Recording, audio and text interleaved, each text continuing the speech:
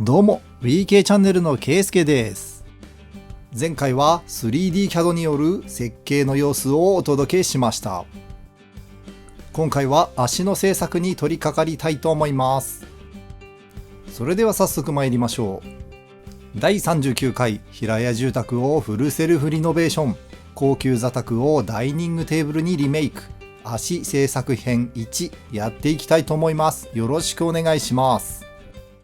角パイプを切断するために高速カッターを購入しました。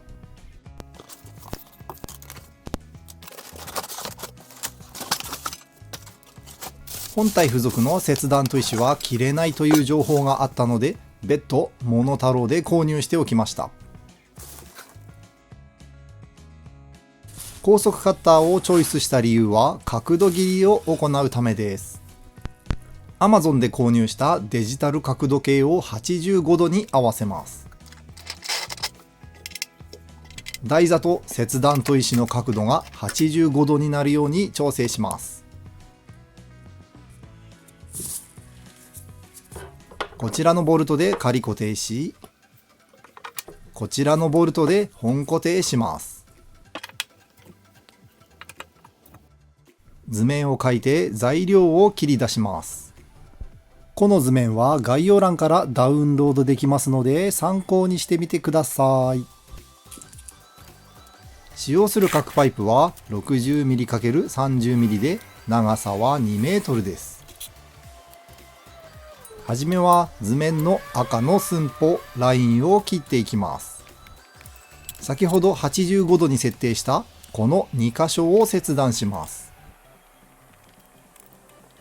3D のこの部分です。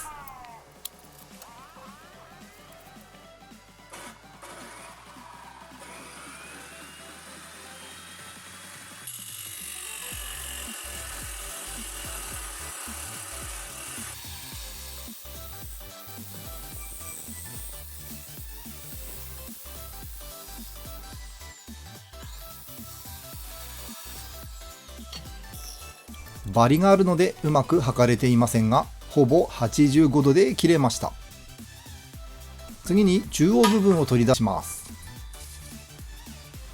3D のこの部分です。90度に設定します。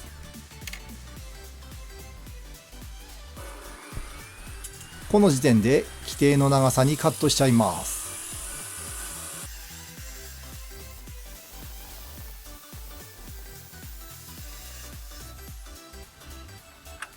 次に95度の合わせ面部分を取り出すため、半分の 47.5 度に合わせて切っていきます。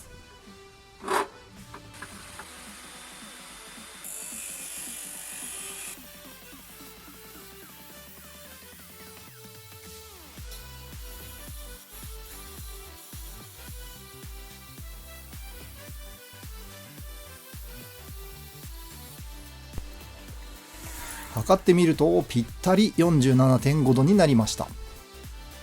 仮に2つを合わせてみると 94.3 度になりました。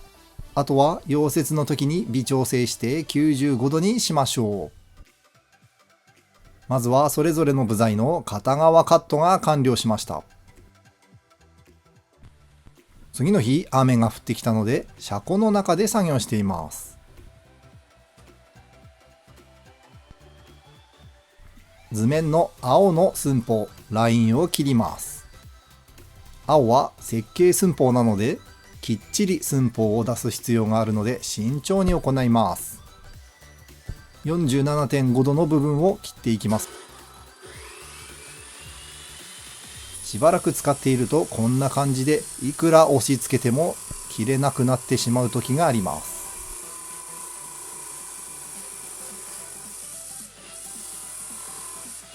これは切断砥石が目詰まりを起こしているためでして、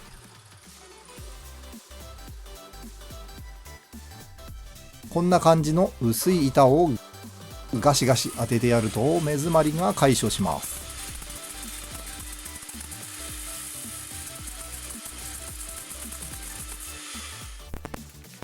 次はこの45度のカットです。3D のこの部分です。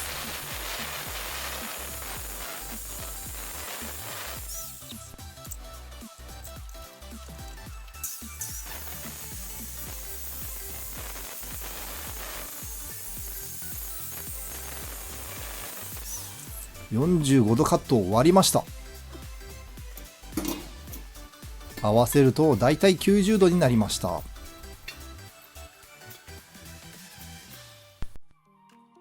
次は足の先端に取り付ける蓋をフラットバーから切り出します。こんな感じにつく予定です。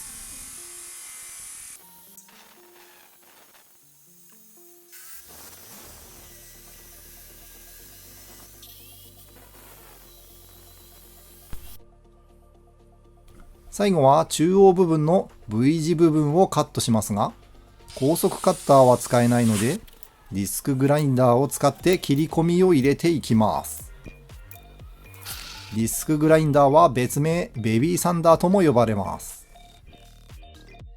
映像では部材を固定もせずに作業していますが、固定をしないと危険ですので決して真似をしてはいけません。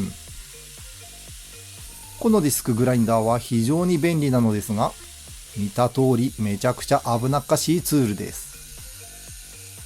特にこのような切断時は弾かれて怪我をすることがよくあります。